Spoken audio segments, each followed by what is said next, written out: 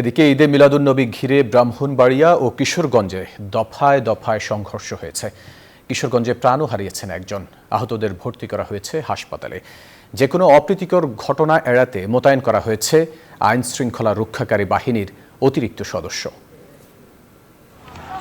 সোমবার সকালে ব্রাহ্মণবাড়িয়ার কসবায় আহলে সুন্নাত ওয়াল জামায়াতের উদ্যোগে বের করা হয় পবিত্র ঈদে মিলাদুন্নবীর জশ্নে জুলুস। শহরে প্রবেশ করার সময় বাধা দেয় হেফাজতে ইসলাম। এক পর্যায়ে দুই পক্ষের কথা কাটাকাটি রূপ নেয় সংঘর্ষে।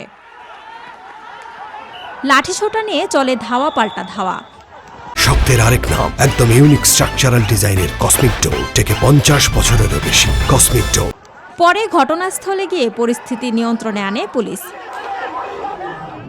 কিশোরগঞ্জেও সংঘর্ষ হয়েছে দুপক্ষের মধ্যে। ৬ সুতি ইউনিয়নে আহলে সুন্নাত ওয়াল জামাত ও ইমাম ওয়ালামা পরিষদের মধ্যে এই সংঘর্ষে প্রাণ গেছে একজনের।